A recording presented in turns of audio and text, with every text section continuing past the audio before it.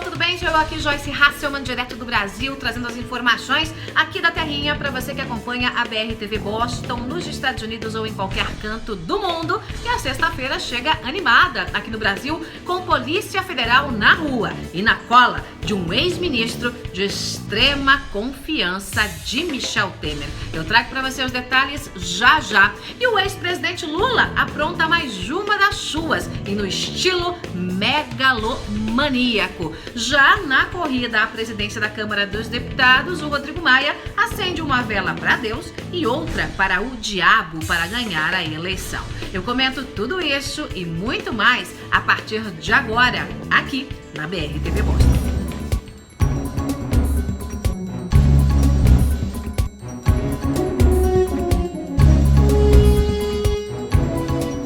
Vamos lá, pessoal, a grande notícia do dia, a operação da Polícia Federal, a Operação Cuibon, que descobriu, que colocou no centro de um esquema de corrupção uma figura muito conhecida por todos nós brasileiros, não só que moramos aqui no Brasil, mas em qualquer lugar do mundo que acompanham aí a política brasileira, que é o Gedel Vieira Lima, que foi o grande homem de confiança de Michel Temer e que acabou saindo do governo, né, às pressas, apresentando uma carta de demissão, que na verdade ele foi demitido e apresentou uma carta de demissão para não ficar muito feio aí no noticiário político, porque acabou dando uma carteirada, usando do seu cargo para tentar fazer com que o ministro da Cultura, que também deixou o governo, Marcelo Calero, pediu demissão, para que o Marcelo Calero autorizasse aí o mais rápido possível uma licença para o empreendimento de um prédio de luxo em Salvador.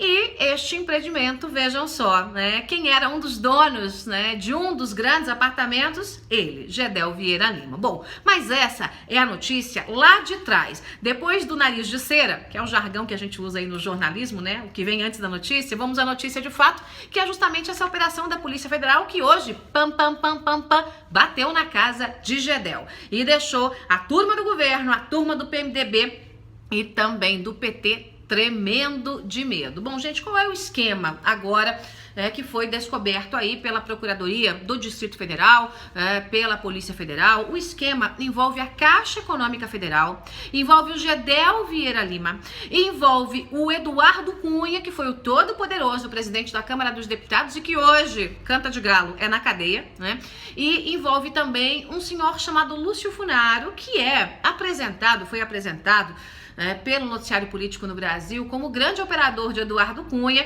mas todo mundo que conhece um pouquinho mais das entranhas da política sabe que Funaro não era só o operador de Eduardo Cunha, mas que tinha íntimas ligações nos negócios, se é que eu posso chamar de negócios, o que envolve organização criminosa, negócios aí de Luiz Inácio Lula da Silva. Agora, por que será que Funaro, por enquanto, fica de bico fechado em relação a Lula? Bom, esse é um assunto para um próximo comentário. Mas qual é o esquema, gente, que foi descoberto pela Polícia Federal? O esquema é o seguinte: segundo a Procuradoria e a Polícia Federal, o Gedel Vieira Lima, que já comandou aí um cargo alto na Caixa Econômica Federal, ele era o vice-presidente da área de empréstimos de pessoas jurídicas, O Gedel Vieira Lima fazia negociatas com empresas ligadas a essa turma do governo, ligadas a Eduardo Cunha e, claro, ligadas à época também à turma do PT que comandava na presidência da República, eram as empresas amigas do rei. Claro que nada saía da Caixa Econômica Federal nesse nível de grandes empréstimos sem que os caciques do governo, no caso a turma também do PT, soubessem. Mas sabia a turma do PT e tinha lá as mãozinhas, as garrinhas de Eduardo Cunha. E diversas empresas conseguiram empréstimos, aqueles empréstimos assim, que são uma mãe, com juros subsidiados, empresas amigas aí que em troca davam vantagens para essas figuras, Eduardo Cunha, Gedel e diretamente para o próprio PMDB. Esse PMDB, à época que caminhava ali coladinho com o Partido dos Trabalhadores. E por que eu tô colocando também a turma do PT nessa história? Por uma coisa muito óbvia, A Caixa, à época, repito, era comandada, estava debaixo, foi na época aí do governo do Partido dos Trabalhadores, e entre as grandes empresas que receberam empréstimos milionários, bilionários, está o conhecido JBS, que tem ligações também íntimas com a turma de Luiz Inácio Lula da Silva. Mas o foco da operação hoje é Gedel. Repito para você o que disse no comecinho. O Gedel foi o grande ministro de confiança de Michel Temer, é amigo de Michel Temer, e por isso não recai só nesse núcleo do PMDB, que é o PMDB que foi de Eduardo Cunha, mas também acaba azedando o final de semana aí da turma do PMDB de Michel Temer, da turma do Palácio do Planalto, da turma do governo federal, né? A Polícia Federal diz que uma organização criminosa foi montada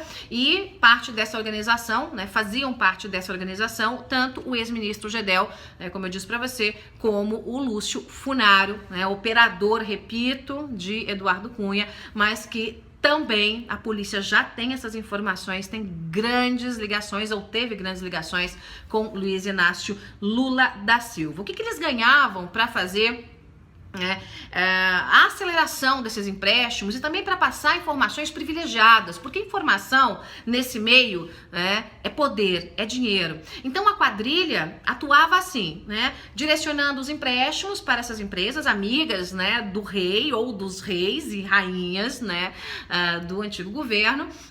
O Eduardo Cunha também tá, nessa parte, no pacote, do antigo governo.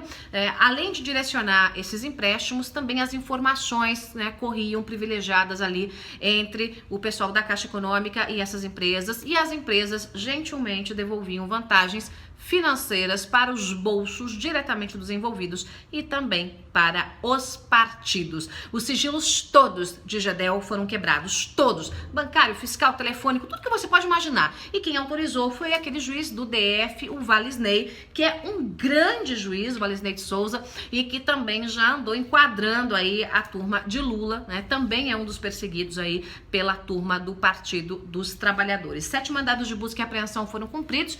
Essa operação não aconteceu só no DF, também teve aí braços em Salvador, que é a região aí de Gedel, e também no Paraná. E eu vou dizer para você, pelo andar da carruagem, Gedel Vieira Lima está a alguns passos de ter o passaporte carimbado para cadeia, E isso vai atingir diretamente, não só o governo passado, porque o governo passado que passou, gente, acabou, não é que o que passou, não, porque há, logicamente, contas a acertar com a justiça.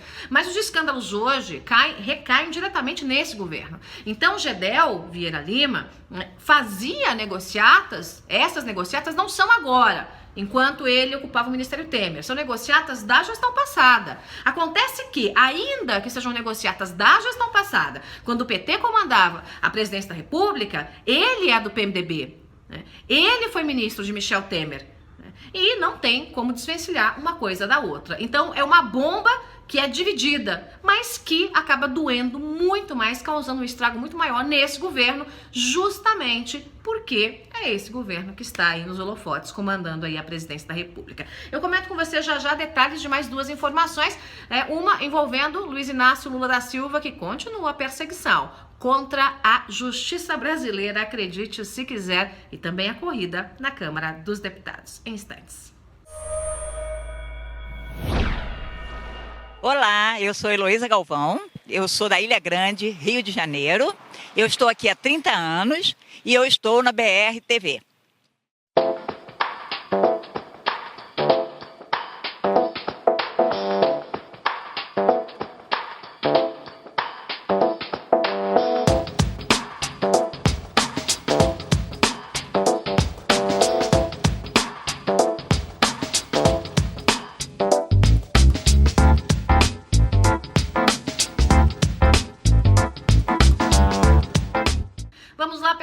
Finalizar aqui as notícias desta sexta-feira na BR TV Boston. Aqui no Brasil, hoje há repercussão no noticiário, nos jornais, rádio, televisão, de mais um dos surtos psicóticos de Luiz Inácio Lula da Silva, o ex-presidente da República, que tem aquela mania de grandeza, Ele é todo megalomaníaco, ele é todo, tem aquela mania de achar que tudo com Lula é de milhão, tá? Tudo de milhão. Então, quando se descobrem os esquemas de propina, os esquemas do Petrolão, é tudo de milhão para bilhão, né? Mas quando Lula resolve também perseguir a justiça, ele tem feito isso, né?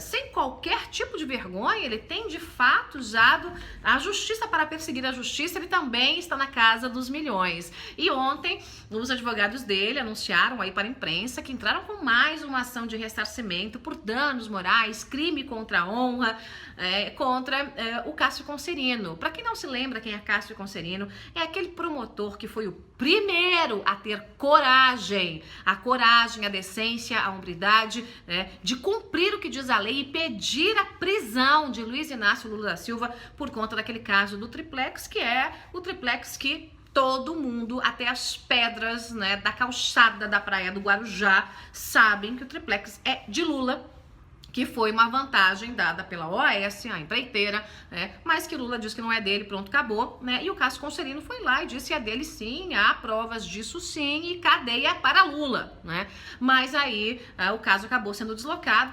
para o juiz federal Sérgio Moro, né, caiu tudo lá em Curitiba e o Lula resolveu dar uma de magoadinho e pediu R$1 milhão de Cássio Conserino, né? O Lula não tem muito essa noção que nessa casa dos milhões, né? Quem faz essas coisas na casa dos milhões é a turma do PT, a turma grossa do PT, a turma do Lula, né? E aí ele, para tentar constranger, para tentar colocar medo mesmo, né, nos investigadores, tá fazendo essa estratégia, uma estratégia que ele fez comigo, né?